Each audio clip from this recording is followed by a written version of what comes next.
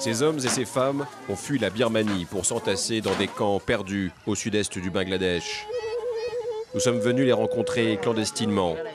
Ce sont des Rohingyas, un peuple condamné à l'exode. « 18 septembre 2012, dans la grande banlieue de Rangoon. Ils sont tous là, la fine fleur de la dissidence birmane, pour une commémoration solennelle.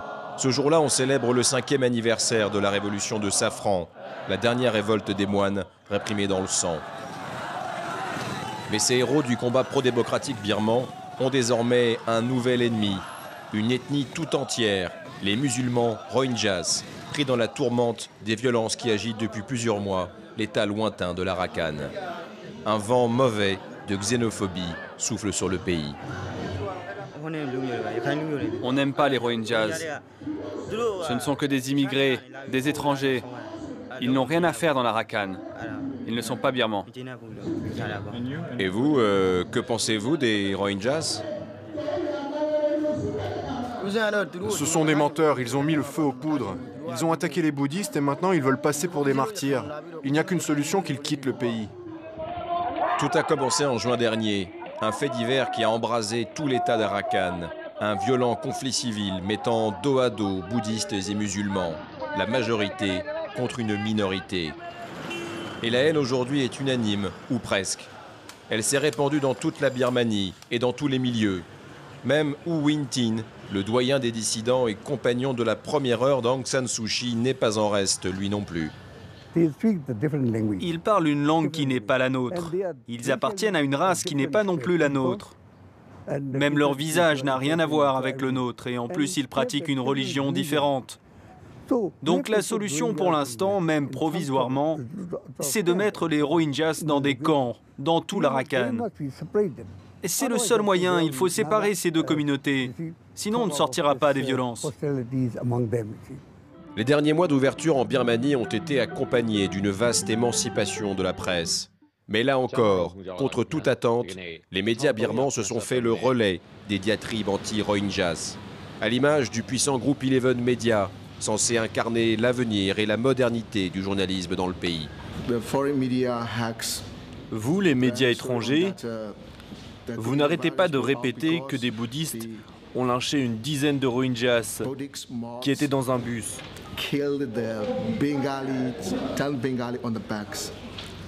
Mais vous n'expliquez jamais la vraie cause de toute cette violence.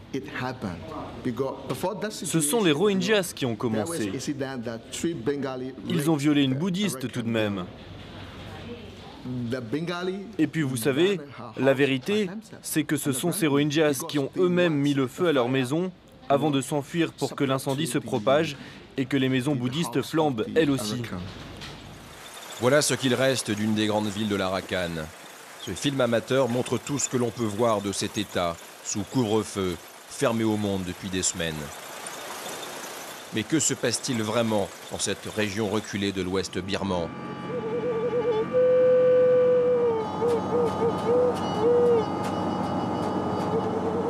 Pour le savoir, il faut se rendre à l'extrême sud du Bangladesh, sur les rives de la grande rivière Naf, qui se jette dans la baie du Bengale, frontière naturelle avec la Birmanie et l'état d'Arakan. C'est ici que des dizaines de milliers d'entre eux sont réfugiés, grossissant encore un peu plus le nombre d'exilés qui ont préféré fuir au fil des années.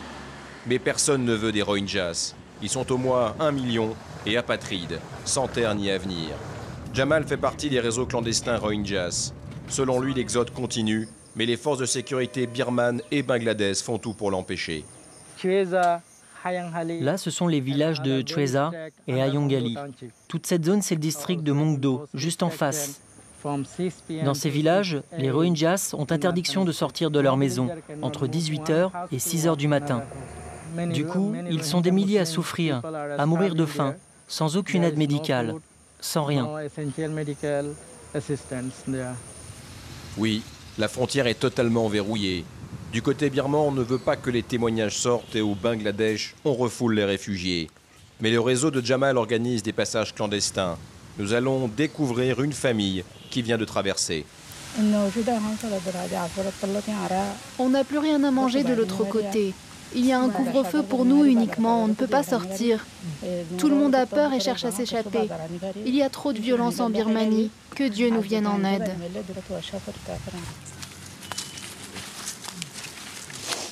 Cette femme et ses 3 enfants vont vers l'inconnu.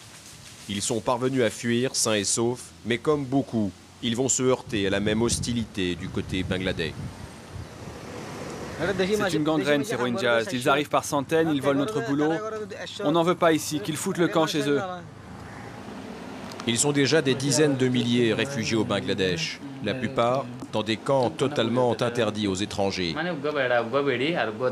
Avec l'aide des activistes Rohingyas, nous allons tenter d'entrer dans l'un de ces camps où continuent d'affluer des rescapés de la Birmanie voisine.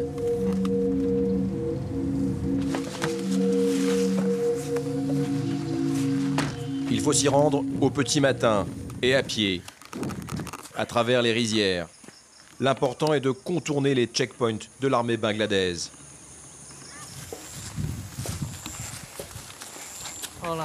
Derrière cette montagne, des milliers d'hommes, de femmes, d'enfants. Tous sont Rohingyas. Officiellement, il n'existe pas, comme ce camp insalubre qui est illégal et temporaire. Le gouvernement du Bangladesh ne veut pas d'eux. Mais ici, pour ces rescapés, c'est un sanctuaire, la fin d'une longue route à travers l'enfer. Ça fait 1 mois que je survis. Je me suis enfui de mon village pour me cacher dans la jungle. Puis j'ai enfin pu passer la frontière. Mais la moitié de ma famille a été tuée. C'est la police et l'armée. Ils organisent tout. Les réfugiés nous escortent à travers le camp. Et c'est caché au fond d'une hutte que l'on va recueillir les témoignages des derniers arrivants. Ils ont arrêté mon mari, j'ai voulu le défendre, alors ils ont essayé de me violer. Ils m'ont cassé le bras. Parmi cette population traumatisée, un nombre troublant de familles sans homme ni mari. Mon époux a été emmené par la sécurité. Je ne sais pas s'il est vivant. Je n'ai plus aucune nouvelle de lui. Petit à petit, arrivent d'autres réfugiés, d'autres récits, une succession de drames. Ils ont fermé toutes les mosquées, on ne peut plus aller prier. Nous n'avons plus le droit de sortir, d'allumer un feu, c'est interdit pour nous. Et ils sont de plus en plus nombreux dans cette hutte minuscule. Nos ancêtres ont construit nos mosquées et nos villages de leurs propres mains, il y a plus de 300 ans. Maintenant, on les détruit. Je demande l'aide de la communauté internationale pour qu'on puisse prendre les armes et se battre.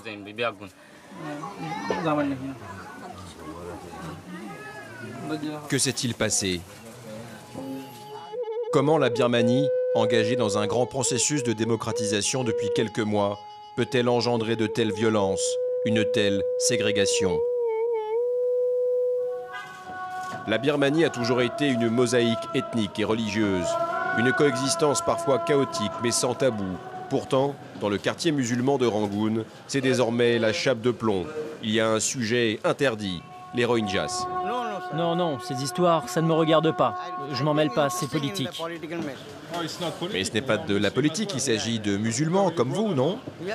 Oui, comment dire, ce sont des frères musulmans. Mais je ne peux rien dire, vraiment. On le sait tous que le gouvernement est derrière, c'est vraiment trop dangereux d'en parler. Désolé. Étrange. On retrouve les mêmes réflexes que sous la dictature quand on évoquait l'opposition. Un silence prudent et gêné. Pourtant, un homme va surgir de la foule et discrètement nous proposer de le suivre.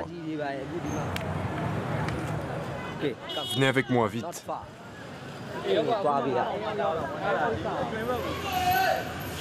Il ne faut pas discuter comme ça en pleine rue. On y va aller.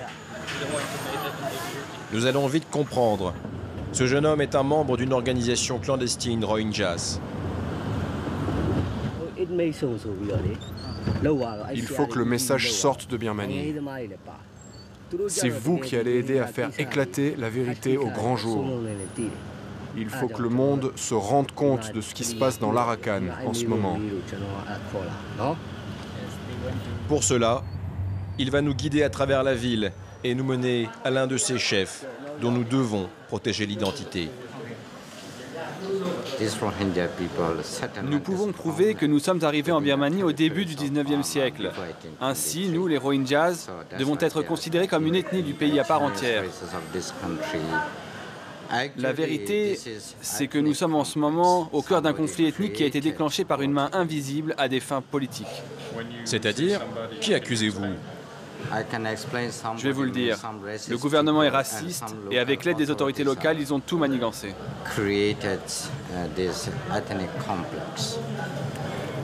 Les Rohingyas sont les descendants de marchands arabes venus en Asie il y a plus de 1000 ans.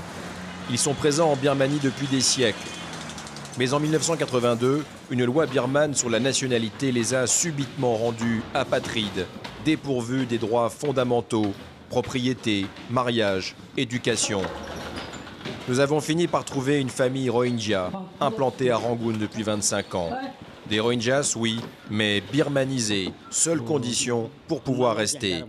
D'ailleurs, le premier réflexe du père de famille est de montrer aux visiteurs ses papiers en règle. Les nouvelles de nos proches à Arakan sont terrifiantes. Ils sont pris au piège, ils ne peuvent plus se déplacer, ni à l'intérieur de l'État, ni pour s'en échapper. Et pour nous, c'est la même situation. Si on cherche à y aller pour savoir ce qui s'y passe, on ne pourra jamais faire demi-tour et revenir à Rangoon. C'est sans issue. Les voix qui s'élèvent pour dénoncer cette situation sont presque aussi rares que celles qui s'élevaient contre les militaires aux heures noires de la dictature. Mais il y en a. Le célèbre dissident Ugambira s'est mis à dos sa propre communauté en défendant les Rohingyas, alors qu'Aung San Suu Kyi elle-même a choisi de garder le silence. Il est clair que le gouvernement est derrière tous ces troubles. Il divise pour mieux régner, comme d'habitude. C'est la stratégie du pouvoir pour contenir notre démocratie naissante. Le problème aujourd'hui, c'est que la présence de l'opposition au Parlement légitime totalement ce nettoyage ethnique organisé et perpétré par l'État. Les Rohingyas appartiennent à l'une des minorités les plus persécutées de la planète, à cause de la haine aveugle, l'indifférence ou le silence. Et les enfants Rohingyas qui naissent aujourd'hui ou qui naîtront demain sont sans patrie ni avenir.